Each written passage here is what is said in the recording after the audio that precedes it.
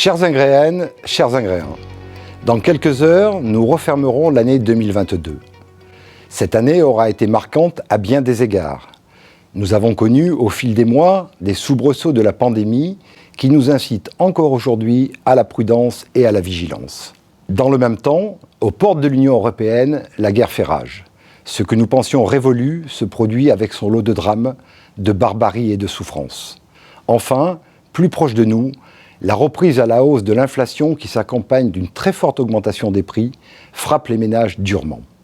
Qu'il s'agisse du carburant, de l'énergie, de l'alimentation, des assurances ou encore de nombreux produits manufacturés, notre pouvoir d'achat diminue, d'autant que les salaires et les pensions n'ont été que très peu revalorisés.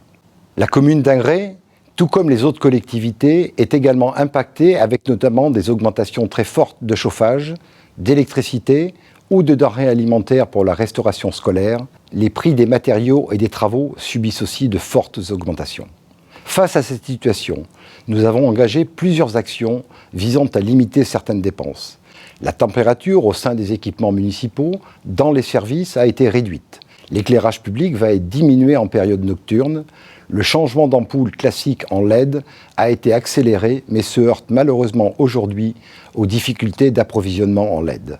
Malgré ces difficultés, j'ai souhaité maintenir l'ensemble des prestations et dispositifs municipaux, ainsi que le soutien au secteur associatif et éducatif, car il s'agit là du fondement même du service public municipal. De la petite enfance aux seniors, toutes les activités seront poursuivies et maintenues. Les engagements pris en 2020 seront tenus, notamment en matière de réalisation. Si de nombreux chantiers ont été menés ou débutés en 2022, d'autres verront le jour en 2023. Ce sera notamment le cas du projet culturel de Bel-Air, avec le démarrage des travaux d'une nouvelle médiathèque ludothèque, de la réhabilitation de la ferme qui permettra de doubler les espaces de l'école municipale de musique, de l'agrandissement de la scène de la salle Brice Fouquet au sein de l'espace culturel Lionel Boutrouche. L'éducation sera aussi privilégiée avec l'agrandissement de l'école du Moulin, permettant de disposer de locaux plus spacieux. Un nouveau gymnase avec dojo et mur d'escalade sera mis en chantier. Financé par la région Centre-Val de Loire que je remercie, il sera utilisé par les lycéens en journée et mis à disposition des associations ingréennes en soirée, le week-end et pendant les vacances scolaires. Ces deux chantiers prennent en compte la dimension développement durable avec l'utilisation de matériaux biosourcés, mais aussi avec la volonté que ces nouveaux bâtiments ne soient que très peu consommateurs d'énergie. Des études sont actuellement menées pour travailler sur l'isolation et la rénovation de plusieurs bâtiments et équipements municipaux. La petite enfance sera également concernée avec la rénovation complète de la halte garderie et la création d'une mini-crèche. En matière sportive, un nouveau terrain de grand jeu, accessible à toutes et à tous, sera opérationnel au printemps. La commune a par ailleurs, comme vous le savez, acheté le bâtiment dans lequel est installé le centre municipal de santé.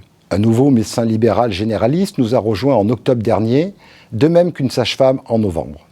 Début janvier, un médecin psychiatre s'installera en libéral.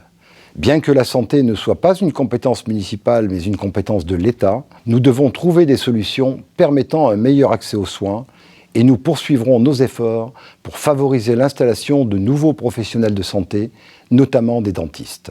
Des travaux de voirie sont également prévus. Je pense par exemple à la poursuite de la rénovation de la zone d'activité d'Ingré-Saint-Jean-de-la-Ruelle avec la création de pistes cyclables, de cheminements piétons, de modernisation des réseaux, d'espaces végétalisés. Enfin, la mise en place du budget participatif auquel sont associés les acteurs citoyens, que je remercie, a vu émerger de très nombreux projets. Vous aurez la possibilité en janvier de vous prononcer sur ces projets qui ensuite seront mis en œuvre.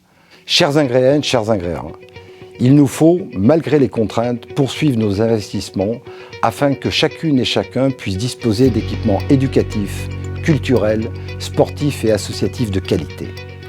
À toutes et à tous, à vos familles, à vos amis, je veux souhaiter une bonne et heureuse année 2023, une année plus sereine. Sachez que je demeure, avec les élus et les services municipaux, à votre disposition. Très bonne année à vous.